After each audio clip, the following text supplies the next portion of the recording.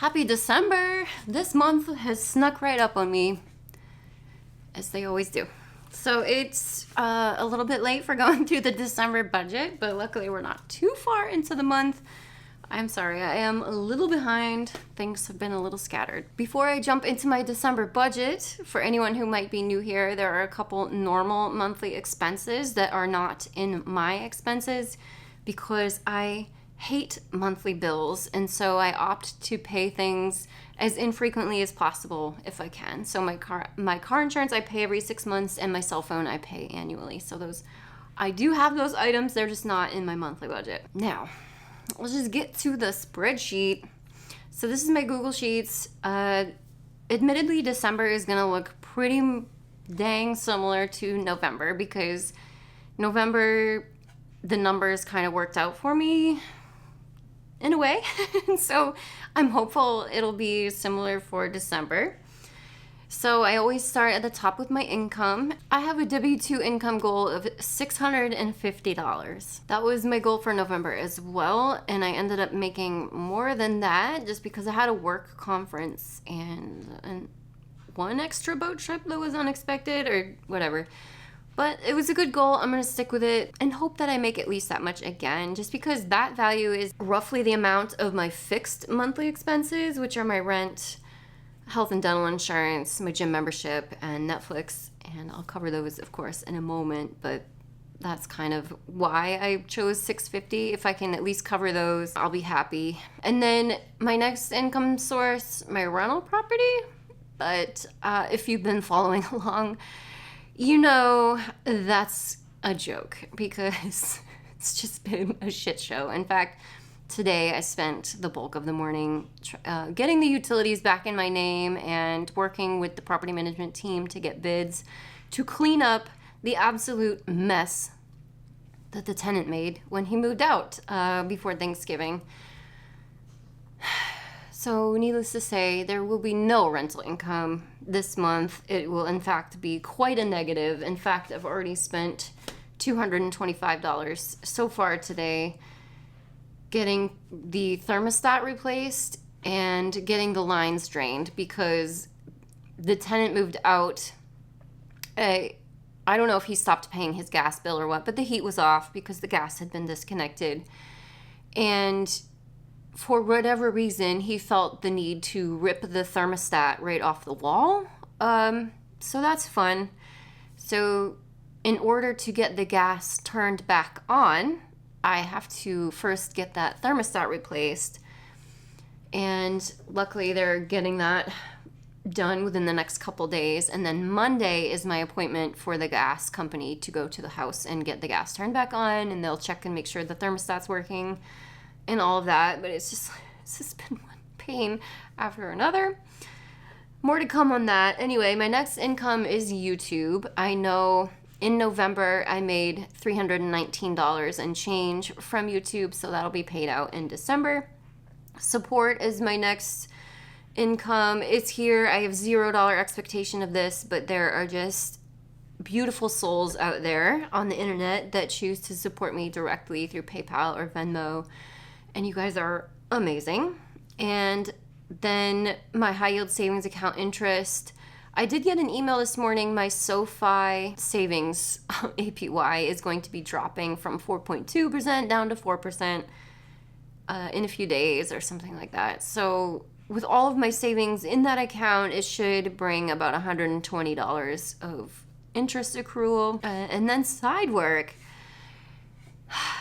I have a goal of making $600 in side work. We'll see. For November, I've challenged myself to cover all of my variable expenses with side work or gig work, and I was about $25 shy. And it was about $694 that I needed to cover. And December is actually already looking more expensive, especially today specifically. Again, not just the rental property, but just like other things. A goal of $600, we'll see. The only downside to side work in December is that I will not be working with my brother this month because the seasonal cottages I was helping him with, he's got them all closed down and buttoned up for the season, so there is no work for me to do until springtime. So that was kind of a big contributor to my side work. So now I will have to be finding other avenues of side work, which I've been using Instacart and Uber Eats. So I'll just have to do it more. It's a challenge. It's not a big deal if I don't, hit the marks. Hopefully an income goal roughly just shy of $1,700. And now for my expenses. My rent, currently paying $500 a month to my aunt in this beautiful house because she's amazing. And obviously that is at least $1,000 less per month that I would have to be spending if I actually had an apartment. Health and dental insurance, I do income-based health insurance through the state marketplace because my employer does not offer health and dental insurance because I am a contractor. And based on my income, I pay $42.22 a month for that. They're not great insurance, but they're something. And then while I'm staying at my aunt's, I don't have to worry about electricity, heat, or internet bills, which is great. And now Mohila. Mohila is my student loan servicer. I have all federal student loans, all with Mohila, all under one payment. They've been in an administrative forbearance while the SAVE program has been in court litigations. And so I've been on a $0 monthly payment. And now, as Catherine has pointed out, the change in administration here in our country has kicked off a change of the student loans, and payments are coming back for February. So I have submitted my new income to them again. I think they've just been in shambles over the last couple of years because... But anyway, there's customer service reps there to help now, finally, even though it takes at least an hour to get through to them on the phone. Holy crap, I'm assuming everyone must be calling them because they're getting the emails that, things are changing, payments are coming back. But that's okay. They are working on processing my new monthly payment on my income-based rate based on what it is right now. So I'm still not sure what that's going to be. But as soon as I know, I'll let you know. It should just be a few days. And hopefully I'll know what my payment will be starting in February. That's why I never deleted it off my spreadsheet, even though it's been in admin forbearance for a long time. I always knew it would come back. And February is going to be that day, at least for now. They say, things are still up in the air because things are still scattered over there. And then my gym membership is $67 a month. I'm going to the Y for now because I have a cheap living situation. I'm okay with paying a lot for a gym membership. That is way too much. And plus, there's absolutely no cheap gyms nearby. There's no Planet Fitness or anything near here, so the Y is pretty much my only option. And then Netflix is my fixed monthly expense, $22.99. This is where things start to get variable. So these next expenses are the ones that I hope to cover with side and gig work. And the first one is food and household. I don't know, I usually budget around $250. I always lowball myself though. I always generally end up spending more than that. But I did pretty good in November, so we'll see. And then gas and car wash. It's car wash season. Oh my gosh. The salt on the roads, y'all. $200 is my budget for gas and car wash. We'll see. And then pet/vet. I ordered an $105 bag of dog food this morning, which was the other expense that I was referring to. It's funny you don't notice how quickly animals go through food until they suddenly have very expensive prescription food, and then you're very aware. Holy crap. So yeah, I already spent a good chunk, but hopefully I got the big bag, so hopefully the big bag will last the whole month. I don't know. We'll see. But I budgeted $150 just in case I do need some litter. I probably won't, but you never know. And then invest and donate. Those have kind of been out the window the last several months while my life has been in complete flux. And so I'm just going to leave those two at zero for now. In savings, I had $200.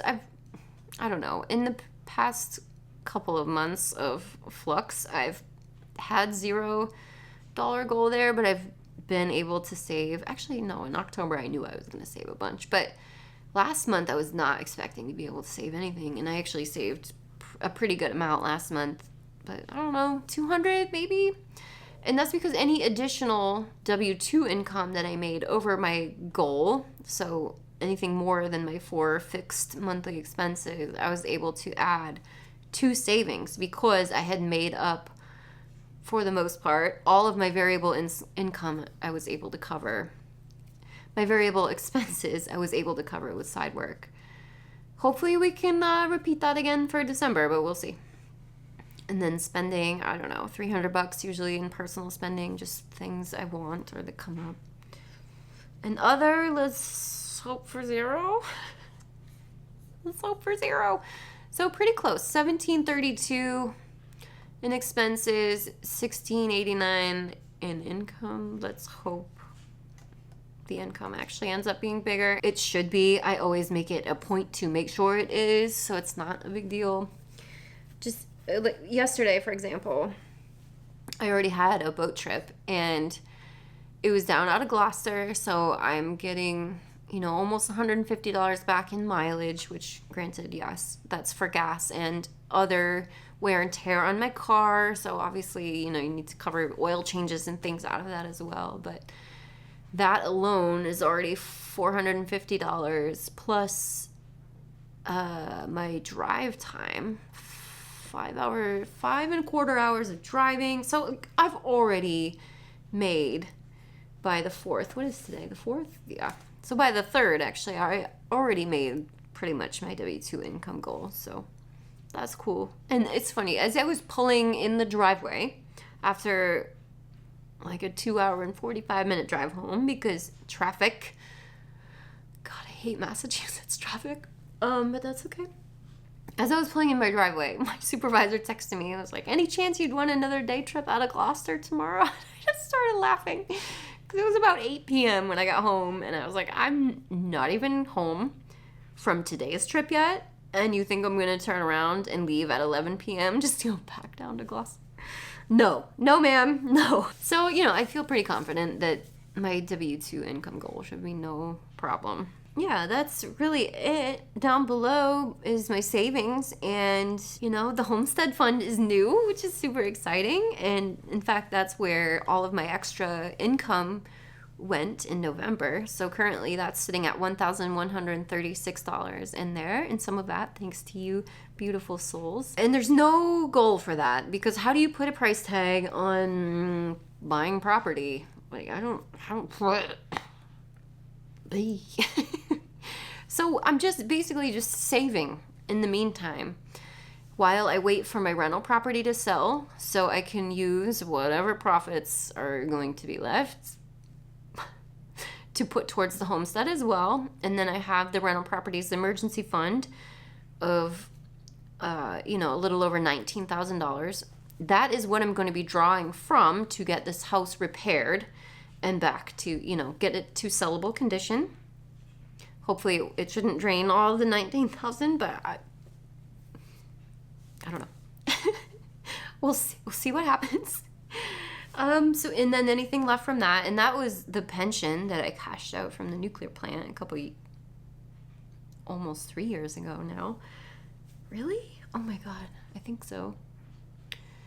So, this isn't the only money that I have for property purchase. It's just fun to, I guess, put my extra money there for now, since that is literally the only goal I have in life at this point, is getting a roof over my own head, my own roots in the ground somewhere. It's the only way to stave off this shitty rental market and how expensive rents are. And yeah, the property I'm buying is going to be expensive right now, but you know what are you going to do? Sit and wait for it to come down again? No. I'm going on a tangent, but you know what I'm saying. There's no goal here, no expectation. We're just adding to it as much as we can going forward. Because my emergency fund is fully beefed. It's, beyond goal at this point, which is amazing. And then I have my 3 sinking funds for annual expenses, my cell phone and car insurance and things, car, vet, and medical stuff that pops up, and then fun, which honestly, I've used it very seldomly for actual fun things, but I do have my 40th birthday coming up in a few months, and so I'm thinking that is the perfect excuse for some fun, because you turn 40 once in your life, so might use that, and that's exciting. But yeah, so my savings accounts are looking great. What's not looking great is my student loans. And I can't help but automatically laugh at this point, because if you guys have been here for a long time, you know the journey with the damn student loans, and I get questions about them frequently. Not frequently, but every now and then, from people who like don't know my backstory and where I'm at and why I'm at the place that I'm at with my student loans mentally, and why I'm not like die hard trying to pay them off early anymore. And I just can't. I've explained it so many times. There's never going to be everyone that, or I should say, not everyone is ever going to understand me and my reasoning, and is what it is. But yeah, my payment's coming back for those, so that'll be fun. You know, interest will be accruing again. It's roughly over $3,000 a month that the balance accrues in interest. So I have to pay all of that interest every single month, and then on top of that, any more I could put at them would actually start to go to that principal. So like that's just one of the minor, not minor at all, reasons of why I will never try to get ahead on those, because I never will. If they made it normal in like a mortgage and put even a fraction of my monthly payment towards principal, I would have more hope, but I don't, because that's so disgusting. Like, which I don't mean to go on a tangent on this, but I just like the comments I've been getting about them lately have me a little bit fired up, because it's so funny how in the past the private student loan servicers like Navient and Sallie Mae have been crucified for predatory student loan practices. Not saying they should not have been, but is the federal government excused from some of that scrutiny as well? Because maybe they weren't predatory in the way that they got people to sign up for federal student loans, but in my personal opinion, the interest structure is insanely predatory and disgusting and nonsensical at all. So, you know, it's just irritating. Okay, I didn't mean to go on a student loan tangent, but yeah, there they are, $178,209 and change. Sorry, the sun keeps creeping over, so we're just gonna creep over a little bit. Sorry about that. So anyway, yeah, student loans, that payment will be back, but until then, like, I've already been paying on them for over a decade, and that balance is still more than I ever borrowed. So, okay, wow, I said I wasn't going to tangent on those, but that's it on the spreadsheet. We'll see how December goes, and yeah, I guess I wanted to update you guys about the rental property, but I guess I kind of did that as we went. I do still need to contact insurance just to see if they'll cover any of these damages and cleanup that needs to happen. I don't know if he broke any appliances. I don't know. I've just gotten a video tour from the rental broker, but he didn't like check on things because you know, the heat was out, and it's disgusting. Like, there's poop on the walls and on the floor in one of the rooms, and he was like, this is so crazy because this was not like this a few weeks ago, because he's been to the property checking on the guy in person, trying to see when he's paying rent, and he said the house did not look like that just a few weeks ago. So this guy purposefully trashed it, purposefully broke shit. Like, who rips a thermostat off the wall? What is wrong with you? It's so irritating. And my aunt and I were as we usually do, talking about, because she's had rentals in the past, and we're just like, what is wrong with people? Where are the renters that are like her and I, just normal people that just want a place to live and are not going to spread feces on the walls and the floors and leave the bathtub clogged and filled with water and rip the toilet seat off the toilet and just leave it floating in the bathtub. Like, it's so bad. Why? I just like, oh my God, I cannot wait to get rid of that property. I am so far beyond over that headache. I'm just like so discouraged on the whole thing. And again, I'm incredibly thankful that he moved out and I didn't have to do the formal eviction. And that alone has saved me tens of thousands of dollars in legal fees. Absolutely thankful for that. But it is frustrating that he felt he had to do that after all of the chances I gave him, after all of the like passes that he had on being late on rent every single month since he moved in, and being chronically late for a few months. And like, why do you have to go above and beyond just to be an asshole? It is so mind-blowing. But that's okay.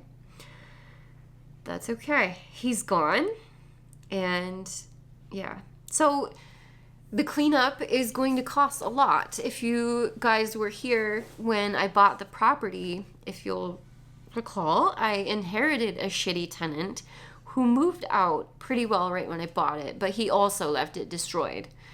In a similar fashion, I would say. And it cost me about $12,000 to get it cleaned and up to rentable status. And so that's the ballpark I'm using on getting it cleaned up and fixed up right now. And we're not going crazy. Like, I'm not replacing tile or finishes or anything this time because I don't give a shit. I'm just wanting it on the market. But we got to get that poop off the wall, you know?